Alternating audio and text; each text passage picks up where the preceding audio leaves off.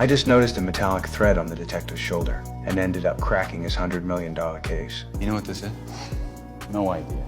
It's a security fiber for the new Canadian $100 bill.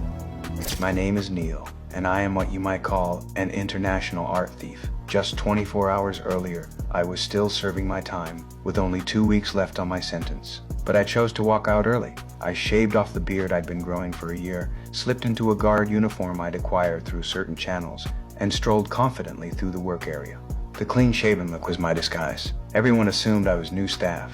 I moved through the crowd, lifted a guard's access card with practiced ease, wiped it at the door, and swaggered out of the prison. The reason I took such a big risk was simply to save my relationship with my girlfriend. 2 weeks prior, my girlfriend had visited me with those dreaded words every prisoner fears hearing, and I hadn't seen her since. This made me deeply sad, and determined to escape to find her and get some answers. But when I rushed to her place, I found nothing but empty rooms and a wine bottle she'd left behind. Just as my world was crashing down, FBI agent Peter Burke tracked me down. We were old acquaintances. He was the one who'd caught me the first time around. He thought I was being incredibly foolish, since this escape would tack another 4 years onto my sentence. But at that time, I honestly couldn't bring myself to care. Without Kate, life had lost its color entirely. Just as Peter was about to arrest me again, I spotted that metal wire clinging to his shoulder. Dippers from an explosion at whatever crime scene he'd been working. It turned out Peter had been chasing an international criminal organization for months. Just found some leads, but they were destroyed by the suspect in an explosion. But I recognized that tiny fragment immediately.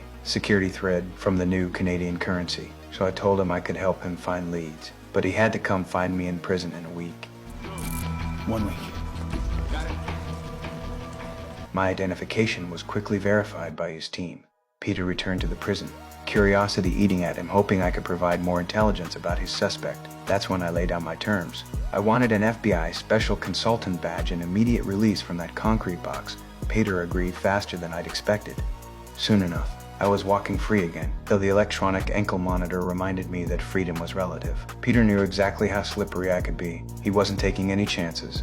Moreover, to officially become a consultant, I still had to help him catch that suspect first. The next day, we found ourselves at airport customs, examining a shipment of children's fairy tales the suspect had smuggled into the country. Peter was baffled. Why go to such elaborate lengths for storybooks? But I've always had an eye for details that others miss, and this was no exception.